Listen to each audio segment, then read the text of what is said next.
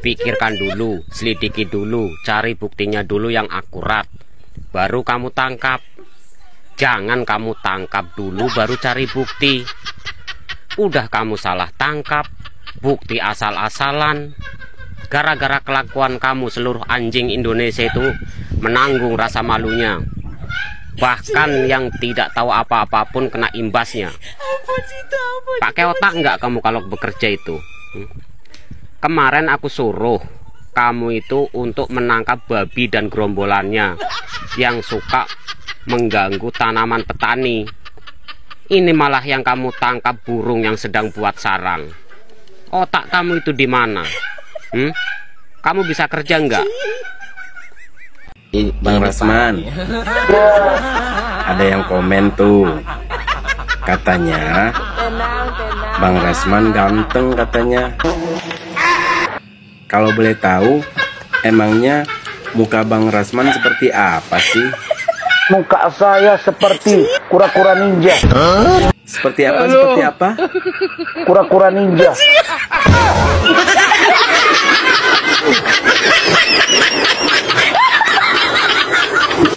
Ini Bang Rasman sendiri ya yang ngomong, bukan saya. Ini parah nih. Tapi kalau dipikir-pikir, iya juga sih.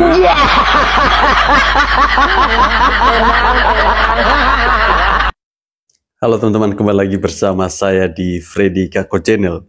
Tadi bersama-sama kita menyimak bagaimana kreasi atau kreativitas yang ditunjukkan oleh netizen Indonesia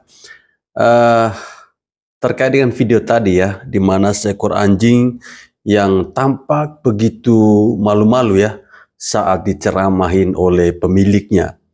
Ya, saya pikir ini merupakan sebuah sindiran pedas yang ditujukan kepada baju coklat ya. Baru-baru ini kita melihat terkait dengan salah tangkap ya, gara-gara oknum melakukan salah tangkap terhadap seseorang, akhirnya membawa dampak yang sangat buruk kepada seluruh baju coklat yang ada di pelosok tanah air ataupun di seluruh wilayah negara Kesatuan Republik Indonesia. Ya, semoga saja kasus salah tangkap ini tidak terulang lagi ya teman-teman, supaya tidak ada lagi timbul pikiran-pikiran kotor dari rakyat Indonesia, pikiran-pikiran negatif dari para netizen Indonesia bahwa si baju coklat itu kerjanya tidak becus, kerjanya hanya urus salah tangkap orang.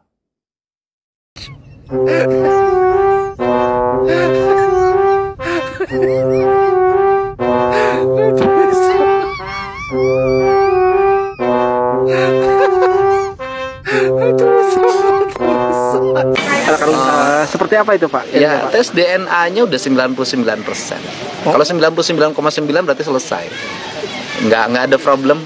Sehingga kenapa sih saya membuat tes DNA bagi Cianjur? Karena nggak boleh lagi bahwa kasus ini dibawa kemana-mana, bikin cocok logi, sehingga banyak orang yang menjadi korban bully, korban kecurigaan. Sehingga saya mengambil langkah-langkah itu untuk tidak lagi ada korban Peggy berikutnya. Pak, tidak boleh ada korban Peggy berikutnya, tidak boleh ada korban Andi, tidak boleh ada korban Dani gitu loh ya. Karena Peggy, Andi, Dani adalah produk kesesatan.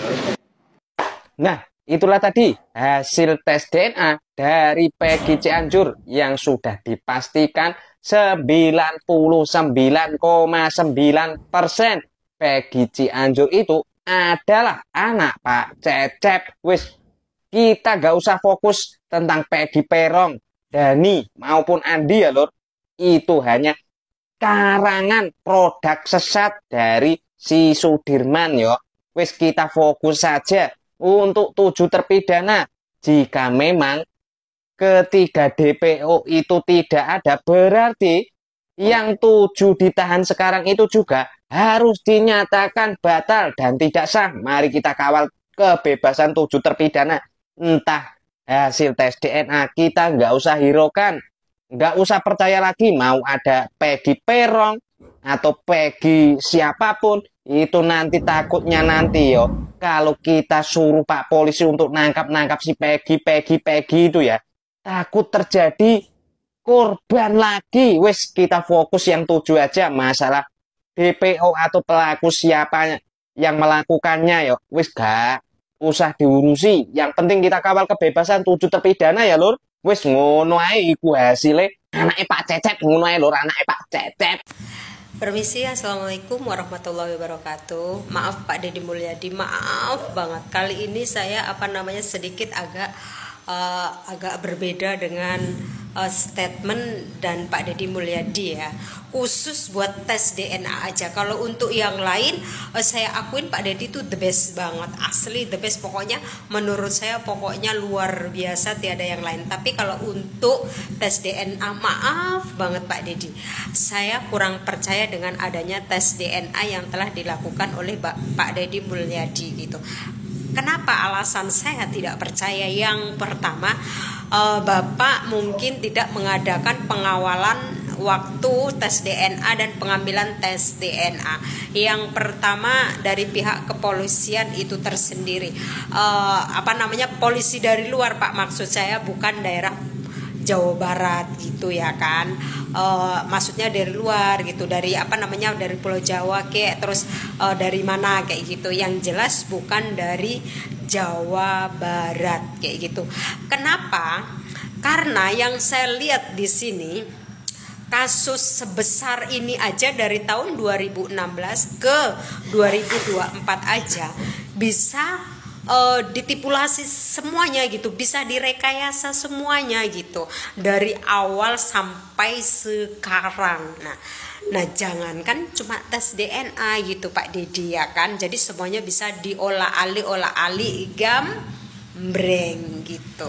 Maksud saya cuma seperti itu aja Pak Deddy. Kalau untuk khusus tes DNA saja untuk kali ini saya kurang percaya banget dengan Pak Deddy Mulyadi, maaf banget, khusus tes DNA aja. Tapi kalau untuk yang lainnya itu pokoknya Pak Deddy the best banget, pokoknya tiada duanya, luar biasa menurut saya ya kan.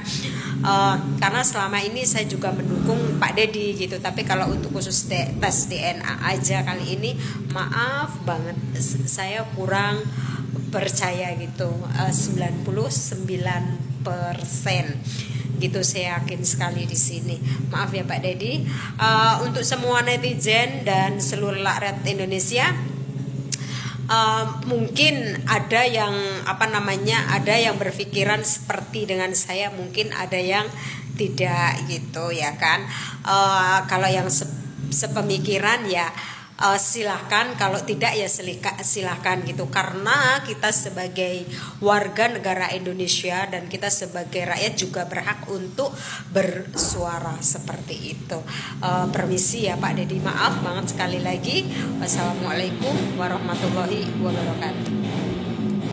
Ya teman-teman, setelah hasil tes DNA yang dilakukan oleh Kang Deddy Mulyadi keluar ya, setelah itu kan Kang Deddy Mulyadi langsung melakukan konferensi pers. Beliau mengatakan bahwa hasil tes DNA itu 99,9% betul bahwa Peggy Setiawan Cianjur adalah anaknya Pak Cecep. Jadi menurut Kang Deddy Mulyadi bahwa semuanya sudah selesai. Tapi apa yang dikatakan oleh Kang Deddy Mulyadi tidak serta-merta membuat netizen Indonesia itu berhenti menggali informasi. Bahkan ada yang tidak setuju atau tidak sependapat dengan hasil tes DNA yang sudah keluar. Logika sederhananya seperti ini teman-teman. Tadi kalau teman-teman melihat bahwa umur dari si Peggy Setiawan ini yang anaknya Pak Cecep itu saat ini di kisaran 28 tahun. Kemudian umurnya Pak Cecep itu kisaran sekitar 40 tahun. Nah, selisih antara Peggy Setiawan dan juga Pak Cecep ini itu 12 tahun. Menurut logika berpikir dari teman-teman kira-kira masuk akal tidak? Apa iya Pak Cecep ini nikahnya di umur 11 tahun dan umur 12 tahun itu Pak Cecep sudah mempunyai anak? Masuk akal nggak? Kalau menurut saya sih nggak masuk akal ya. Umur 11 tahun itu kita baru SD kelas 5 ya. Masa iya Pak Cecep tidak sekolah, cuma sampai kelas 4? Benar nggak sih? Dan saya meyakini bahwa hasil tes DNA itu bisa saja dipermainkan. Sekarang kan zaman sudah canggih, bukan zaman dulu ya. Segala sesuatu saat ini bisa kita buat kok, melalui teknologi-teknologi yang sudah ada. Hasilnya bahkan bisa diedit. Dan itu fakta. Peggy jangan nikah dulu. Ayo lo Peggy. Iyalah, ya. Pokoknya gini, Peggy ini saya suruh paket C. Nanti setelah paket C, Peggy kuliah. Ada loh yang nawarin kuliah gratis ini buat Peggy. Ada. Itu udah disampaikan di grup penasihat hukum. Oke. Dua loh. Jurusan apa? Ya terserah, hukum. Insya Allah. Hukum bisa jadi pengacara nanti sama saya. Saingan dong. Jadi guru. Hah? Jadi guru. Jadi gurunya Peggy. Iya. Di hukum. Emang Peggy mau jadi kuasa hukum? Insya Allah. Menegakkan keadilan ya Peggy ya? Iya. Terus apa lagi nih Bang? Iya, jadi kan gini, kepedulian orang itu kan ada batasnya. Ini Peggy ya manis lah ya dalam sebulan terakhir. Sebulan lah manis, ya nggak? Ada masanya ya Bang? Iya ada masanya. Nanti kan kalau sudah sepi, Peggy seperti biasa lagi ya. Tapi yang beda tidak jadi kuli bangunan ya? Ya mudah-mudahan, makanya harus ditempuh pendidikannya itu biar nanti ke depan itu lebih baik. Ya bukan berarti kuli bangunan tidak baik ya, tapi lebih baik nanti. Jadi bisa mengangkat derajat orang tua. Itu loh. Tuh paham. Setuju katanya, banyak yang setuju. Setuju Pak Tony. Bayangkan. Andai saja Peggy Setiawan ini ternyata anaknya orang kaya, rumahnya mentereng. Kayaknya main tangkap-tangkap enggak itu yang penyidik? Gak mungkin lah, mikir. Iya. Ini kan ditangkap karena udah tahu rumahnya begitu, ya kondisi ekonominya mungkin udah ditakar sama penyidik. Siapa yang mau bantu pikirnya kan? Bayar pengacara juga belum tentu ada uangnya kan gitu. Makanya diangkut aja langsung gitu kan. Nah, nggak nyangka kalau bakal dibela sama 70 pengacara ya. Nah, itu berarti asumsi awalnya adalah pihak kepolisian. Ini asumsi ya. Kan kita ngomong asumsi ya. Oh, ini kita tangkap aja nih orang yang nggak ada duitnya nih. Jadi orang nggak mampu. Nah, orang nggak mampu nih. Waktu penangkapan, apakah anggota itu ikut menangkap? Ikut, saya tahu.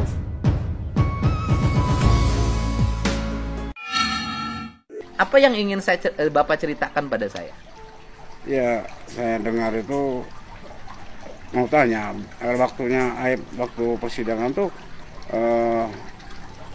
ada saksi dari kepolisian tuh siapa Pak? Bentar, Aep itu tidak hadir di persidangan, tetapi dia di BAP di atas sumpah. Ini yang tidak lazim.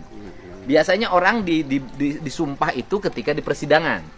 Aep itu di persidangannya tidak hadir, tetapi dia diperiksa di BAP di atas sumpah, gitu, di atas sumpah. Nah, saya malah gini, Aep di situ kan punya pencucian mobil, suka nyuci mobil. Kira-kira Aep banyak teman nggak yang suka nyuci mobil di situ? Ada. Kenalan? Ada. Artinya misalnya pegawai Pemda, tentara, polisi, jaksa, hakim, atau pegawai swasta yang kira-kira Aep akhirnya dikenal, berlangganan, dekat? Ada. Adanya gimana? Polisi. Aep deket apa hanya sekedar nyuci mobil di situ? Jadi begini Pak, kalau dibilang buser ya. Oh. Dari dia dulu, satuannya busernya unit apa? Unit narkoba.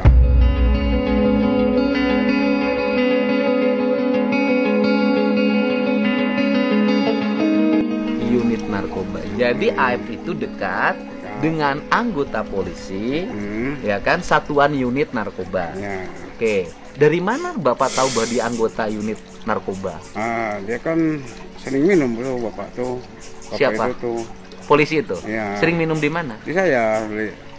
Minumnya Ya, minum es. beralkohol, Lupa, minum es. minum es, Minum minum es. kopi gitu. Oh, minum. Bapak tahu dari mana dia? Dia cerita bahwa dia anggota satuan unit narkoba. Enggak, memang saya tahu. Karena Oh. dia nggak jauh dari Saladara tempatnya. Maksudnya? Daerah Majasem dekat. Udah terkenal lah orang itu. Saladara itu apa? Jalan Saladara itu kampung Saladara yang kita anak-anak yang ditangkap tuh.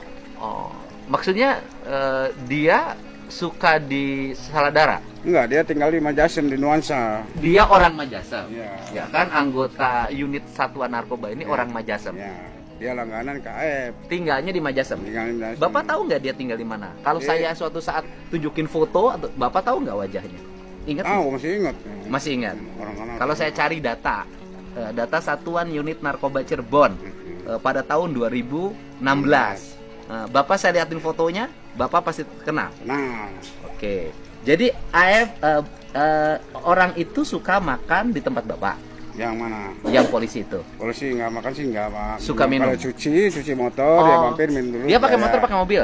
Motor, Pak. Oh, suka nyuci motor. Dia cuci motor ke AF, dia pulang bawa motornya AF. Nah, motornya dicuci di tempat AF, Ya. dia tinggalin motornya Ya, dicuci, cuci. dia pakai motornya AF pulang. Nanti kalau selesai. Oh, berarti sudah dekat dong kalau gitu? Iya, makanya.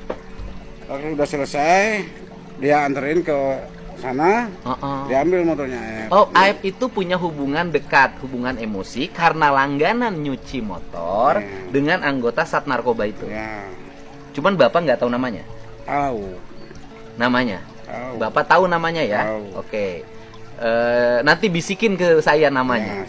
Nggak usah disebutin sekarang. Nah, terus kemudian anggota satuan polisi, satuan narkoba itu kedekatannya diantaranya kalau nyuci motor, motornya ditinggalin, dia pakai motor AF, nanti AF ke rumah dia nganterin motor yang sudah dicuci. Akhirnya balik lagi. Ya, bawa motor AF lagi. Kedekatan itu kira-kira tahun berapa? Ya, saya tahu sih sebelumnya kejadian AFD ini, Pak. Jadi Bukan, saya digerebek sama anak-anak tuh, sama Pak RW tuh. Oh, sebelum kejadian digerebek Ya. itu sama Pak RW dan ada RT Pasren di Ya, situ, ada. sudah dekat. Udah dekat. Oh, jadi Bapak tahu ya, sudah Tahu, dekat. Tahu. Jadi sudah punya hubungan dong ya? Ya kurang tahu kalau hubungan sih, Pak. Tapi Enggak, dekat. dia punya hubungan dong, Pak. Iya. Hubungannya adalah kalau cuci motor, motornya ditinggalin, pakai motor AF ke rumahnya, kemudian ini diantar, itu kan hubungan. Oh ya. Hubungannya adalah nggak tahu itu di situ hubungan antara pelanggan dengan pegawai cucian. Ya. Kan sederhana. Ya. Tahu. Nah, kemudian sampai penggerbekan ada bawa cewek itu, dia dekat. Sebelum penggerbekan cewek dia sudah dekat. Sudah dekat. Nah, Bahkan waktu rekonstruksi juga masih buka itu. apa yang buka? Masih buka cuci motor. Waktu rekonstruksi anak-anak. Iya, masih. Nah, jadi dekat dengan itu. Waktu penangkapan, apakah anggota itu ikut menangkap? Ikut, saya tahu.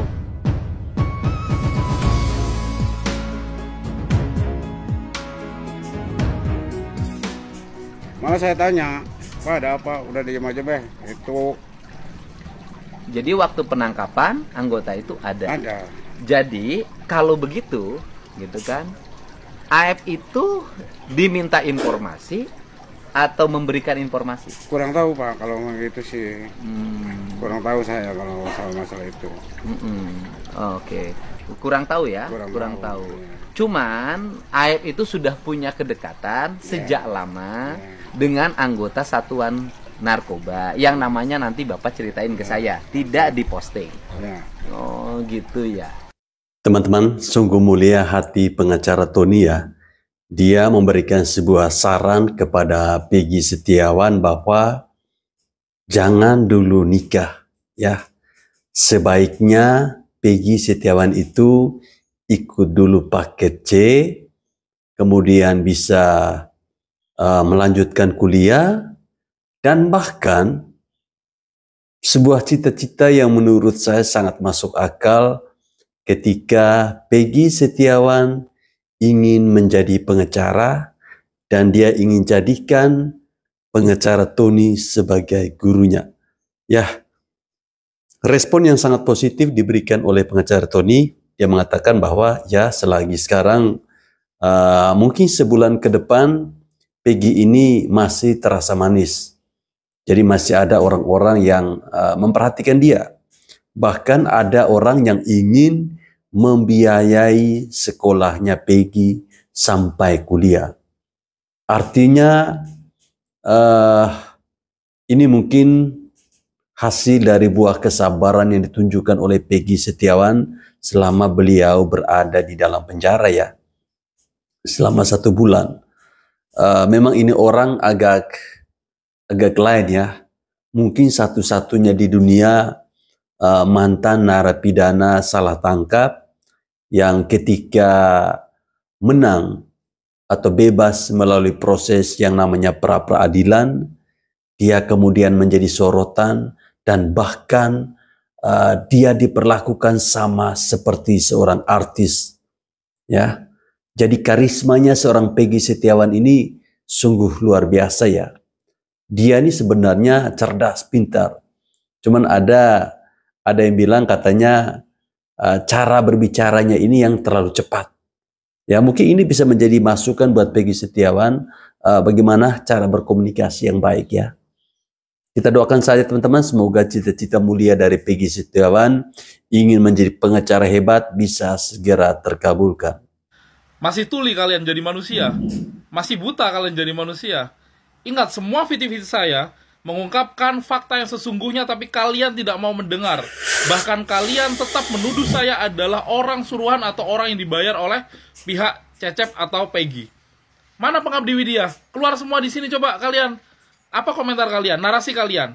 Narasi kalian adalah Kang Deddy Mulyadi dibayar atau pihak rumah sakit dibayar. Seperti itu.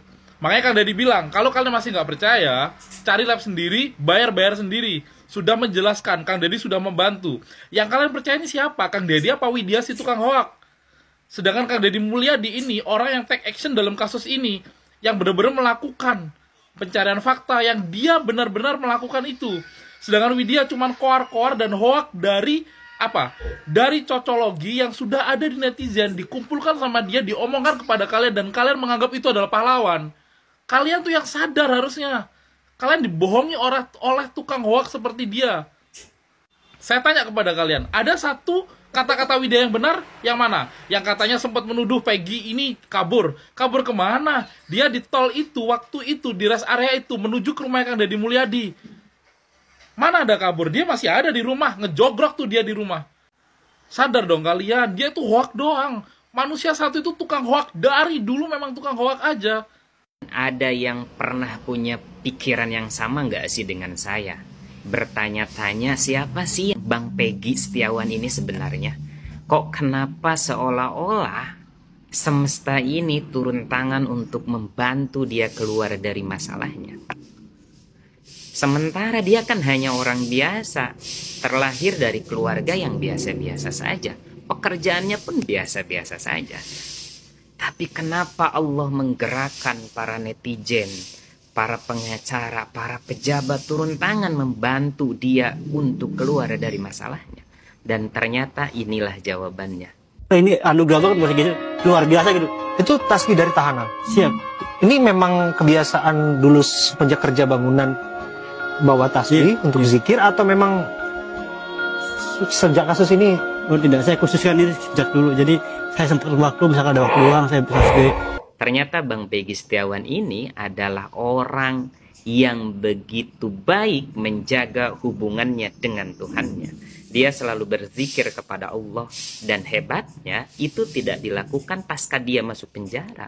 Tetapi jauh dari sebelum dia punya masalah ini, dia selalu punya kebiasaan menjaga hubungan dengan Tuhannya dengan tetap berzikir kepada Allah.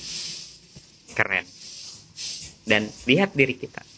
Jadi pantas kalau kita selalu rentan galau, kesusahan menyelesaikan masalah-masalah dalam hidup kita, ya karena itulah, selemah itulah iman kita kepada Allah. Korban Peggy termasuk Cecep yang di Cianjur, jangan lagi gitu loh.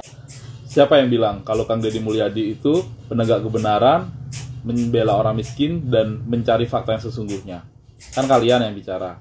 Berarti kalau kalian percaya dan bicara seperti itu, harusnya kalian juga percaya dong dengan statement Kang Deddy Mulyadi yang selama ini sudah diungkapkan. Dari semua video-video saya, itu juga sama dengan Kang Deddy Mulyadi menyuarakan 3 hal itu. Yang pertama, mengkritik kepolisian karena penangkapan Peggy Kuli Bangunan itu terlalu gerusa-gerusu dan kurangnya kuat bukti. Oke, dan kalian setuju, banyak yang setuju lah ya.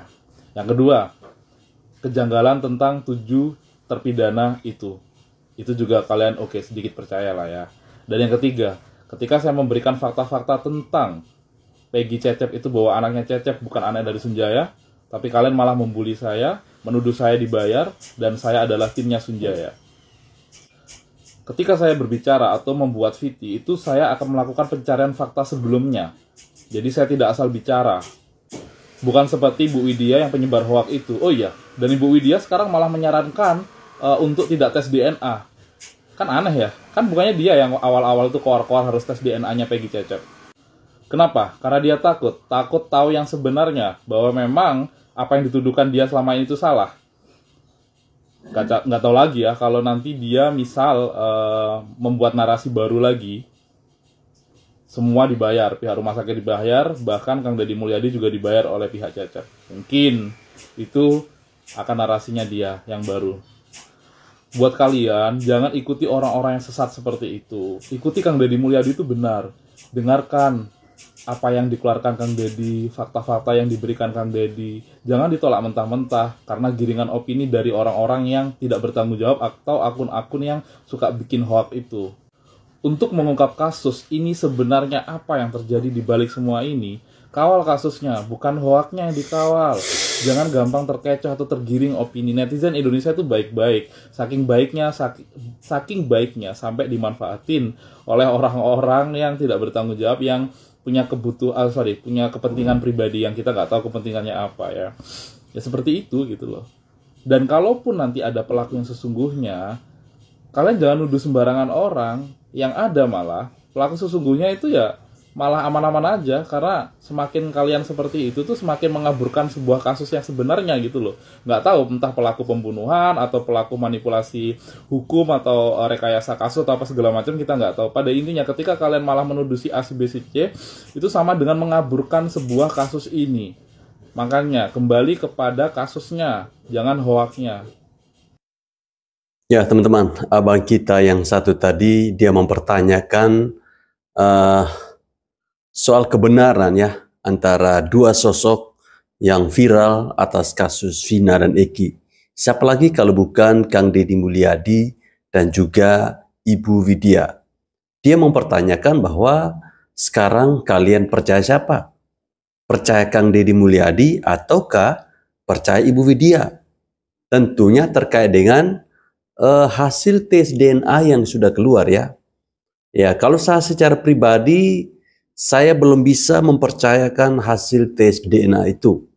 Karena ada kejanggalan antara umurnya Pak Cecep dan juga umurnya Peggy Setiawan Cianjur.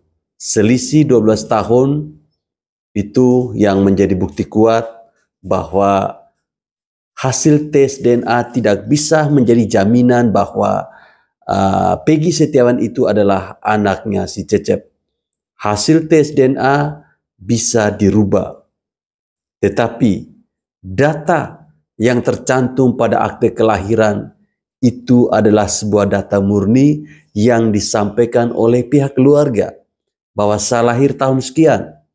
Ya, dari tahun kelahiran itulah kita bisa melihat. Kita bisa membuat pembanding antara umur si anak dan juga umur si bapak. Jadi nampaknya tidak mungkin kalau hasil tes DNA itu adalah jujur dan bisa menyelesaikan masalah. Belum akan selesai. Mari netizen Indonesia, kita terus kawal Peggy Setiawan Cianjur karena dia terbukti merupakan seorang geng motor monreker. Hanya saja berbeda lokasi. Katanya dia di Cianjur. Sebuah pertanyaan besar ketika seorang anak yang masuk di dalam geng motor lalu tidak mempunyai sepeda motor. Itu merupakan sebuah hal yang aneh.